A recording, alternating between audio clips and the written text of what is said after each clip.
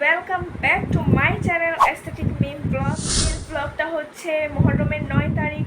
আর আজকে সবাই আমরা রোজা থাকি, মানে 9 মহরম আর 10 মহরম রোজা রাখার ফজিলত অনেক বেশি সওয়াব পাওয়া যায়, অনেক ভালো রোজা রাখলে। তো আজকে আমাদের বাসায় সবাই রোজা আছে।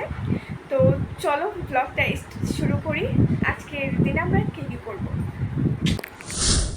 তো আমরা এই মহরমটা অনেক বেশি বা অনেক ভালোভাবে পালন করি। আর আজকে যেহেতু 9 মহরম, কালকে আশুরার দিন, তো আজকে অনেক বেশি কাজ, অনেক কিছু।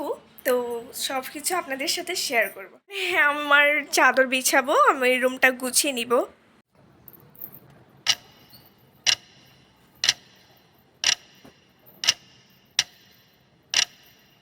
তো আমি রুমটা গুছিয়ে নিয়েছি, চলো দেখাই তোমাদেরকে। রুমটা গুছানো হয়ে গেছে, তো এবার বাকি কাজ শুরু করা যাক। তো এখন পাকঘরে চলে আসলাম, আর আমরা দুইজন মিলে পাকঘরের কাজটাও শেষ করে ফেলবো। তো এখানে আমি আলু ছিলে নিচ্ছিলাম, আর ভাবি এখানে বেগুন কেটে নিচ্ছিলেন, যেহেতু আজকে ইফতারের জন্য আলু চপ বেগুনি এগুলো থাকবে। তো সেটা রেডি করছিলাম আমরা দুইজন মিলে, আর আমি এখানে একটু দুষ্টুমি করতেছিলাম।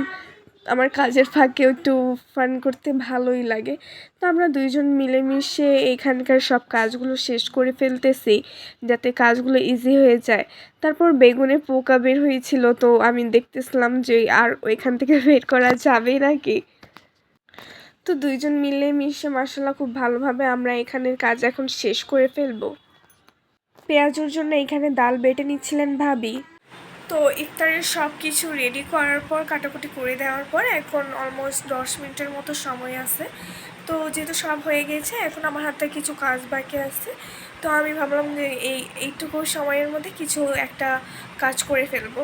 তো আমি পিসিতে বসে গেছি, আর আমার কয়টা ইমেজ বাকি পেন্ডিং।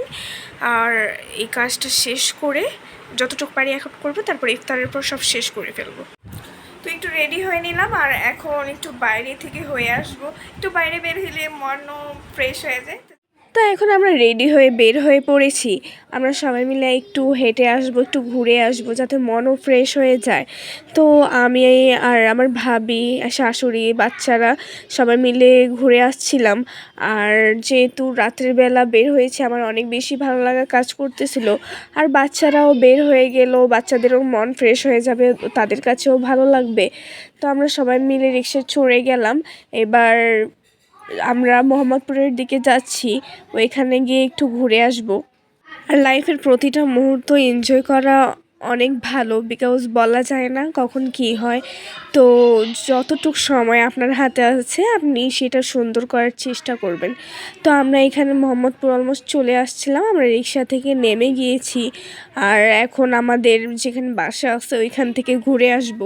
তো আমরা চলে গিয়েছিলাম, অনেক বেশি ভালো লাগা কাজ করতেছিল, তো সেখানে কোনো ভিডিও আমি করিনি। আর এখন বাসায় যাওয়ার পালা, তো আমরা সবাই মিলে বাসায় যাচ্ছিলাম, আর রিক্সায় উঠে গিয়েছি। আর যেহেতু সবাই মিলে ঘুরতে গিয়েছিলাম, তো অনেক বেশি ভালো লাগা কাজ করছে। আল্লাহ হাফেজ, আসসালামু আলাইকুম।